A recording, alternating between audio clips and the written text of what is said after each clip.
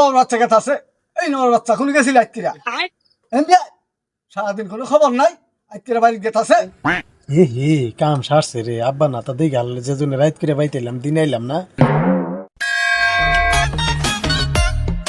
কি কও আব্বা সারাদিন খালি ঘোরো সারাদিন কোনো খেয়ে কাম নাই